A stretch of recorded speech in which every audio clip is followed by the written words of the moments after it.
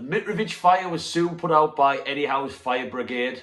Jacob Murphy maybe's got a couple of Newcastle fans off his back. And my God, was that support absolutely brilliant down at Fulham on Saturday. It's the last word, so stick around.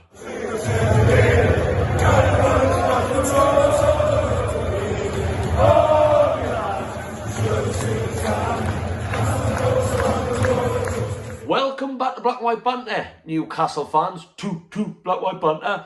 If you are new to Black and White Banter, you've just randomly stumbled across us, make sure you drop down, give us one of these, or one of these. You know, I won't like you if you give us that one. I can't find out who's clicked what though.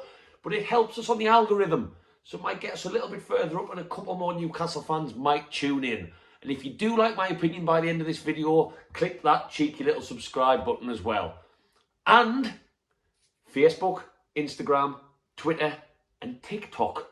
We've got a video on Miguel Almiron, Hey Miggy, Alan Shearer's new single that has gone absolutely viral as hell in the last 24 hours. So if you are just a tiny bit curious, it's whet your curiosity palate, check that out and give us a follow across all social media. So it's the last word. The weekend is over and my God, what a weekend it was. I'm still on cloud nine. There's been lots of cans consumed in the time since. And it's not very often that you can watch Newcastle United score 4 goals, whether it's home, whether it's away, especially away from home. And my God, isn't Fulham turning a nice place to go for Newcastle? Craven Cottage. Can we play you every week? That's 10 goals in our last 3 trips and only 1 conceded. So yeah, we have to enjoy these days. Hopefully these days become the norm as the years go on under this new regime, but we'll see on that one.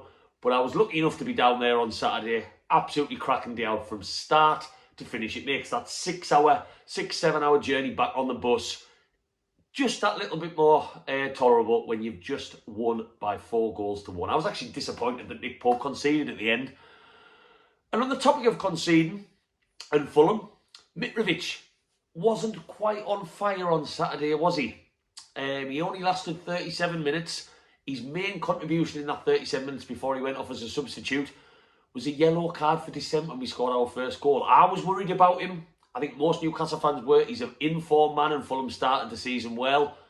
But my God, did Pope, Byrne, Botman, Shah and Trippier extinguish that fire pretty quickly. And if you are wondering what that might look like, I've actually created the image for you. So here you go. Now I know Nick Pope should be a bit taller and I know Dan Byrne should not be that small. But you get the idea. His fire was put out and to be totally honest with you, most Newcastle fans, I don't think, even noticed him go off because things were going that well at the time. No one really cared. He didn't even get much of a reception either way from us Newcastle fans. So that was wonderful to see. And that was reflected in some of the stats. Like if you look at Sven Botman's stats from the weekend, his aerial duels, 100% win rate, his passing, his clearances, it just absolutely fantastic again. And his stats game after game after game. Maybe he's, with the exception of a couple here and there, but generally speaking, to see he's still learning the Premier League and he's still young and he's still adapting, have been fantastic. And I know we weren't in trouble too much on Saturday, but we still had to be defensively sound and we were. So that Mitrovic, not really on fire, and our defence, well, I wasn't really terrified. We're actually quite bored in the end. Next up, Jacob Murphy. He hasn't really covered himself in glory last couple of months, has he? And that's me being polite. I think the less polite way to say it would be he's been absolutely useless in a Newcastle shirt. Even when he started at Tranmere in the Cup, he caused them no problems at all. He's been the one substitute for a while now that's kind of made you go, oh, God, just a little shudder down your spine from the stands. And he's just not offering us anything. Eddie Howe keeps on persisting on even giving him half an hour of games that we're still chasing. And he's full of energy, full of running like a little Duracell bunny, but no quality whatsoever. But he started the game on Saturday at Craven Cottage. I think I almost dropped my pint and shat me kegs when I saw that he was in the starting lineup, as most Newcastle fans did, and I was worried. And I think, although he still lacks that quality, which is going to be the problem, and I don't think he's going to be at the club much longer going into other windows, he probably's got a couple of boo boys off his back, a little bit. I'm not saying people are going to be singing and dancing about him and asking him to be in the starting lineup. I've got no doubts about it. Against Brentford on Saturday, he won't be playing. St. Maximin's apparently fit for that game. He'll be an impact sub again. But he at least impacted the game. And I think he's actually topped the Premier League charts for the weekend for the most successful carries So basically just taking that ball as far up the pitch as possible.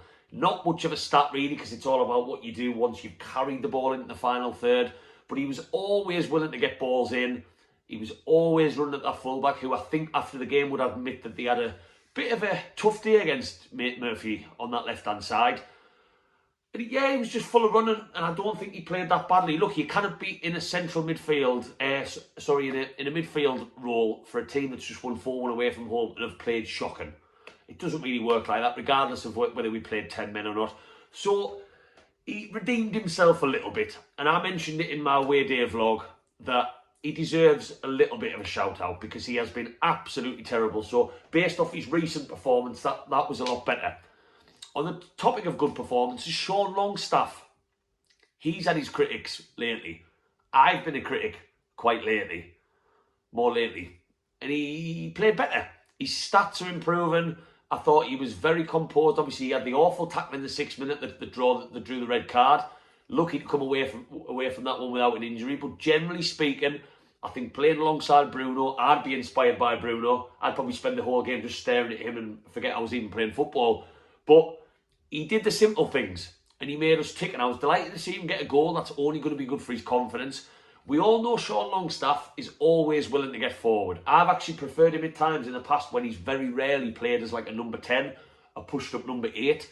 I don't think Sean Longstaff has enough in the tank to be a really solid defensive midfielder for Newcastle. Yes, you can argue, does he have enough to be an attacking midfielder? No. But we aren't going to sit here and say Sean Longstaff oozes class. Eddie Howe seems to be a fan, and I think the last couple of games, he's doing okay. I think he'll keep his place against Brentford.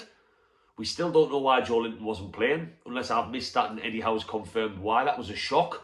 But I think Sean Longstaff and his stats do back that up, and he obviously got a goal to suit. So again, another one who's come in for criticism, and I'm delighted to see players who've maybe been getting a bit of grief, and they do know it. They do go on social media. They do know whether they are getting criticised with ratings and Facebook comments and Instagram comments in this social media world we live in. And it can only be good for us that the likes of Jacob Murphy and Sean Longstaff have put in a bit of a better shift, and they've got some of the criticism off the backs just for that one game, moving into the next one.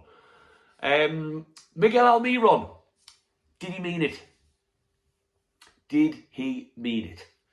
When I watched it in the stands on Saturday, I thought he didn't. I thought he'd gone for the cross and he fluked it. I've watched it back and I actually think he does mean it. He hasn't just thought, right, Miggy, you're going to have to just put something through this tight position and just see what happens. We know he doesn't like to use his right foot, so it was a bit unorthodox for him to hit it with his left from the position he was in. But wow, did he mean it? I want to know in the comments, Newcastle fans, did Miguel Almiron mean that? And hey, this is a man who seems to be a little bit transformed. I've been his biggest critic. Anybody who watches my videos knows that I've been his biggest critic. And I still am to a degree because he plays on the right-hand side and he refuses to use his right foot, and that will always bug me. And he does have an issue with the offside rule, as we saw in the second half a little bit more. But the more negative stuff that's always been at the back of my mind out the way, he makes very good runs. And where we're playing with the likes of Bruno in midfield, that suits him. As we saw for the goal, Bruno knocks a beautifully weighted pass over the top for him. He's not going to score goals like that every week, but he's scoring goals and he's getting in the positions to score goals. And that only tells me we've got a confident Miguel Almiron in our hands. And dare I say, transformed under Eddie Howe. But again, long may it continue. I don't think moving forward in the next couple of years that Miguel Almiron is going to be a starter for Newcastle as we look to progress through, transfer windows. We're going to keep spending money because he needs to learn how to use his right foot if he's going to command that right-hand position. I don't know whether he works on it in training, but he still refuses to. But if it's Jack Grealish's comments in the summer that have motivated our Miggy to be playing the way he is, then I think we need to get like a dartboard on the wall every single game in the dressing room at St James's Park, where Miggy can either just sit and stare at it or throw some darts off his head and get out there, because he has been in banging form even in pre-season since Grealish slated him, the greasy head prick. So long may that continue. And I just want to finish this last word this week on the away fans.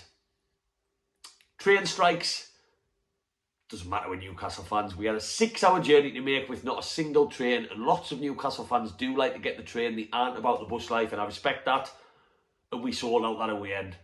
we got buses, we got cars, we probably got e-scooters, we probably hitchhiked, we probably set off 4 days early to walk, and our support is without a doubt, don't care whether I sound biased, it's only Newcastle fans watching, I'd like to hope, so I hope you all agree with us. We're just wonderful, we really are. We sang from the first whistle to the last, before even we'd seen any goals, obviously the way that the game went, how lovely it was. Loud. I saw Fulham fans, I was right next to the home fans, as you might see on the away day vlog if you watch it just a bit further down. And there was Fulham fans just videoing us for the whole match rather than watching their own team, because we just make so much noise and we support our players the whole 90 minutes from the first kick to the last. And I just want to say, if you're watching this and you're a Newcastle fan and you support us at St James's, maybe as you get to the odd away game, I say I salute you. I was on that bus going down there from 6 in the morning. I saw it. We are absolutely wonderful. And we've been through some absolute shit. And now we've got a little bit of hope and a little bit of fire in our bellies when we get on the bus to go down to games. Now, it's not just about the day out. It's actually, oh, we might see something today. We actually playing a good style of football. We have a plan. And we deserve it. And we really are some of the best supporters in the land. So I just want to finish on that one. What a wonderful day Saturday was. Let's enjoy it. The optimism is back. The Boo Boys against Bournemouth have gone very, very quiet now that we sit in 7th in the league. If it wasn't for a 97th minute goal at Anfield, we would still be unbeaten, Newcastle fans. And don't fucking forget that, you Boo Boy idiots. And I don't care whether you're watching this who booed Eddie Howard against Bournemouth a couple of weeks ago. You're a knob. We are sitting tight. We are starting something. We are still finding our feet with new players in the squad. We are still adding to our squad as every transfer window goes by. We are still in transition from 14 years of absolute hell. And I cannot wait for Brentford on Saturday. War Flags is back. St Maximin's back, it looks like. Things are starting to look rosy in the garden again. And we finally got a win under our belt, which I was absolutely delighted about. So if you have liked this video, Newcastle fans, make sure you drop down. Give us one of these. It's literally just a click. No skin off your nose. Click that subscribe button and get us across all social media channels. And I'm hoping to touch down for a match preview for Brentford later in the week. And then a lovely home day vlog where we, well, I'm going to say we hopefully get 3 points. We are going to get 3 points against Brentford. So thanks for watching, Newcastle fans. I'll see you on the next one. However, lads.